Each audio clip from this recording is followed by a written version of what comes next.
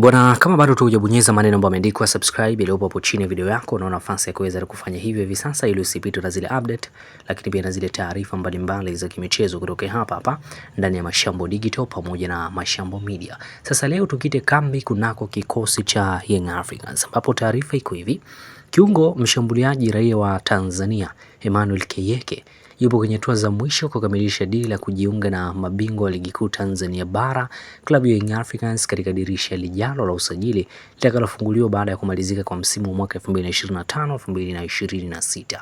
Keyeke ambaye asili yake ni nchini Ghana kabla ya kupata uraia wa Tanzania amekuwa mmoja wa viungo wanaofanya vizuri zaidi katika ligi kuu ya hapa nchini Tanzania akiwa na kikosi cha Singida Black Stars. Ubora wake umeonekana wazi kutokana na uwezo wake wa kucheza kama kiungo mshambuliaji, yani attacking midfielder, akijulikana kwa ubunifu mkubwa, pasi za mwisho, assist pamoja na uwezo wa kufunga mabao ya mbali na ndani ya box. Kwa mujibu wa taarifa kutoka kwenye chanzo chetu cha kuaminika, mazungumzo kati ya viongozi wa juu wa Young Africans na wale wa Singida Black Stars yamepiga hatua kubwa sana kufikia makubaliano ya awali, huku kinachosubiriwa kwa sasa kikiwa ni kukamilisha tu baadhi ya vipengele vya mwisho katika mkataba wa mchezaji huyo.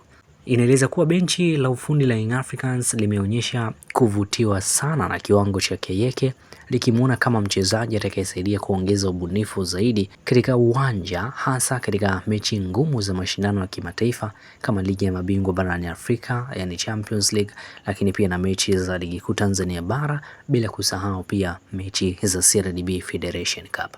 Iwapo dili hili litakamilika, basi Keyeke atarajiwa kuungana na mchezaji mwenzake Mtanzania Mohamed Damaro ambaye naye alibadilisha uraia wa kuwa Mtanzania alipokuwa ndani ya klabu ya Singida Black Stars. Emmanuel Keyeke anaelezwa kwamba yeye mwenyewe mapenzi yake binafsi anaitamani Young Africans. Hii inakuja kutokana na ukubwa wa klabu ya Young Africans, lakini pia na legends ama title ambayo inayo Young Africans.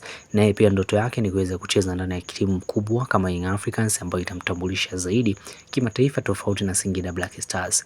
Ikumbuke kwamba Singida Black Stars na Young Africans wamekuwa warahisi sana kufanya biashara.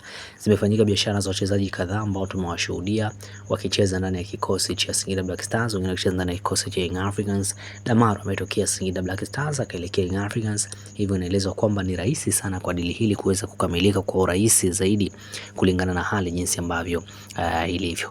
Mimi nikushukuru sana ambaye tayari tumekwisha kubonyeza maneno ambayo yameandikwa subscribe ile hapo chini ya video yako. Nikukumbusha sana, kama bado hujafanya hivyo, basi bonyeza tu hivi sasa ili usipitwe na zile update, lakini pia na zile taarifa mbalimbali za kimichezo kutoka hapa ndani ya Mashambo Digital pamoja na Mashambo Media.